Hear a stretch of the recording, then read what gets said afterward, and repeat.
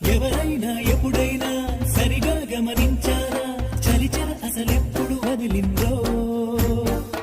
అణువణువు మురిసేలా చిగురాసలు మెరిసేలా